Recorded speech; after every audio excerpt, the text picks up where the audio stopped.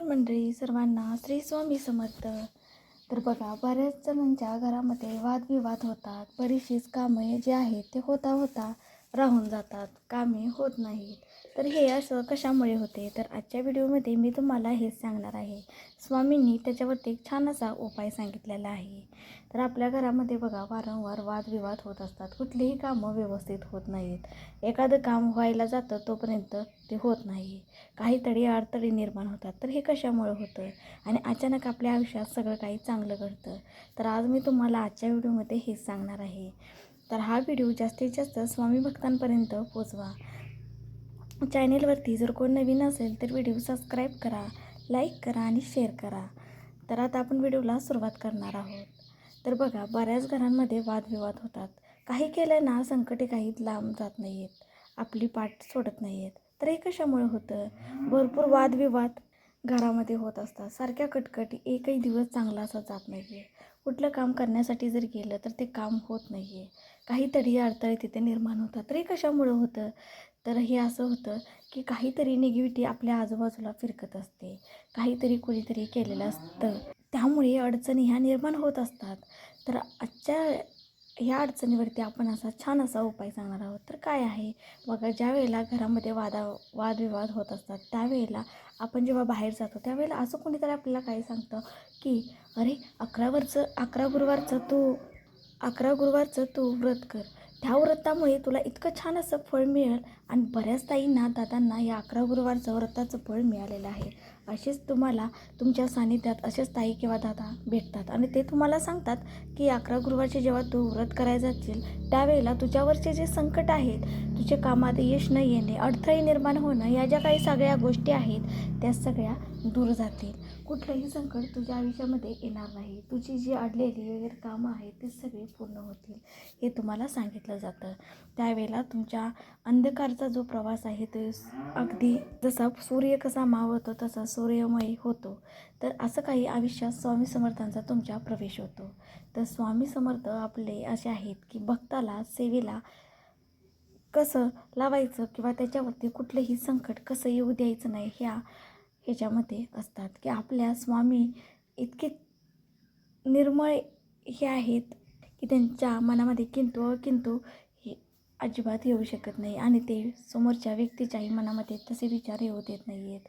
प्रत्येक माणसाला त्याच्या कर्माची शिक्षाही ठरलेली असते. स्वामी महाराज म्हणजे आपले ब्रह्मांडाचे नायक आहेत. त्यांच्या शब्दाशिवाय कुठलीही गोष्ट अनुचित होत नाही. तर असे आपले महाराज आहेत.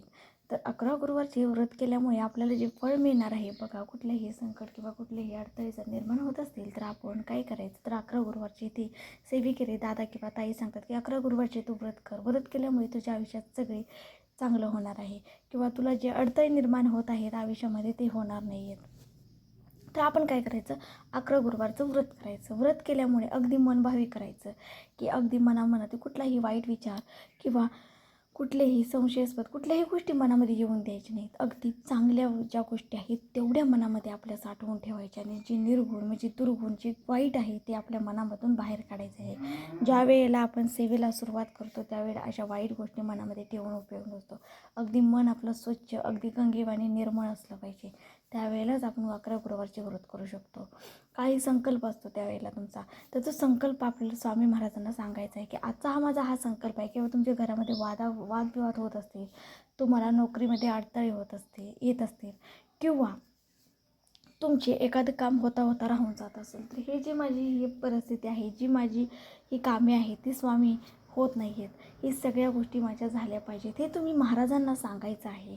महाराजांना सांगून तुम्ही 11 गुरुवारचे जे व्रत आहे त्याला सुरुवात करायची आहे. संकल्प करणं खूप महत्त्वाचं आहे. आपण जर संकल्प नाही केला आणि जर असंच गुरुवार करायला लागलो तर त्याचं फळ तुम्हाला मिळणार नाही. त्यामुळे मन अगदी आपलं स्वच्छ निर्मळ गंगेसारखं असायला हवं. आणि स्वामींना आपली काय अडचण आहे ते सांगणं खूप गरजेचं आहे. तेव्हाच स्वामी महाराज आपले त्याच्यावरती मार्ग काढले जातात आणि त्याचं फळ तुम्हाला ते लगेच देतात. ज्या वेळेला तुमचा शेवटचा गुरुवार असेल त्यावेळेला महाराज तुम्हाला फळ दिल्याशिवाय राहत नाहीत.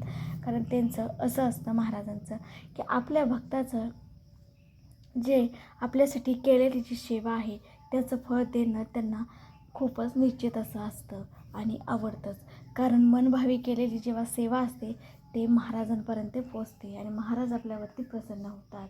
तर 11 गुरुवारचे जे व्रत आहे आणि तुम्ही ज्या कामासाठी तुम्ही 11 गुरुवारचे व्रताचे जे संकल्प केलेला आहे ते मन भावे, मनात कुठलीही शंका उशंका न आणता करावी. आणि 11 गुरुवारचे व्रत तुम्ही जर केला तर तुमच्या आयुष्याचं अगदी सोनं होईल.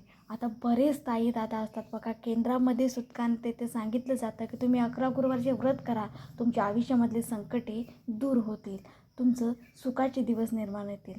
बघा, बाहेर ज्या वेळेला आपण एखादी गोष्ट विचारायला जातो त्यावेळेला तिथे अगदी पैसे घेतले जातात, पण तिथं विनामूल्य असं केंद्रामध्ये काही सांगितलं जातं. 11 गुरुवारचे व्रत केलेले जे ताई दादा असतात त्यांचा अनुभव असतो तो शेअर केलेला असतो. तुम्हाला त्याचं फळ कसे स्वामी महाराज देतात हे सुद्धा त्यांनी सांगितलेलं असतं.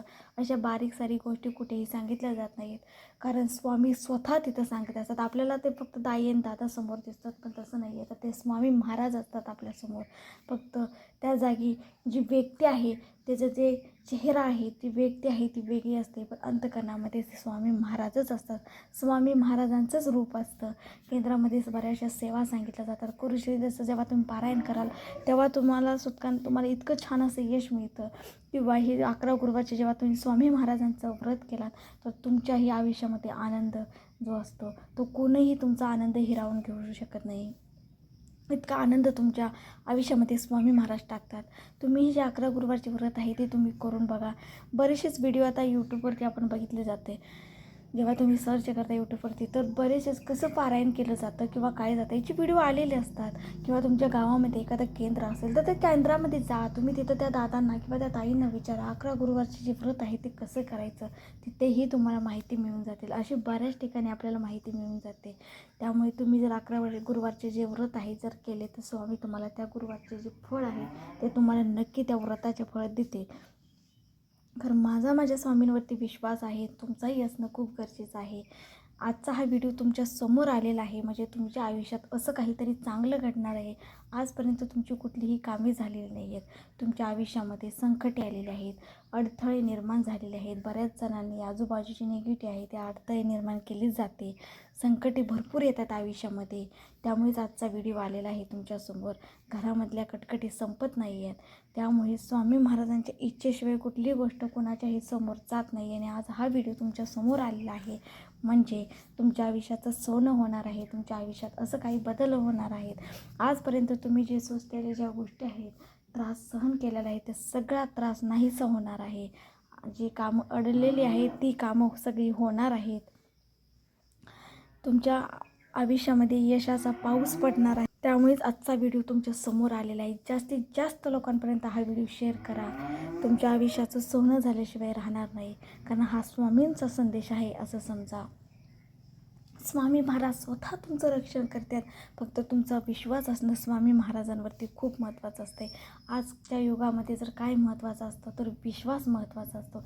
एकदा तुम्ही महाराजांवर विश्वास ठेवून तर बघा तुमच्या आयुष्यात किती बदल होतात ते तुम्हाला कळेल. तुमच्या यशाचे दिवस आहेत ते आता जवळ आलेले आहेत. त्यामुळेच हा व्हिडिओ तुमच्यापर्यंत आलेला आहे. स्वामींना काहीतरी संदेश तुम्हाला द्यायचा आहे तर जास्तीत जास्त स्वामी भक्तांपर्यंत हा व्हिडिओ शेअर करा. तर आजचा हा स्वामी समर्थांचा जो 11 गुरुवारचा व्रताचा जो व्हिडिओ तुम्हाला कसा वाटला कमेंटमध्ये नक्की सांगा. श्री स्वामी समर्थ लिहायला विसरू नका. तुमची मनोकामना तुमची इच्छा लवकरच पूर्ण होईल. श्री स्वामी समर्थ. धन्यवाद.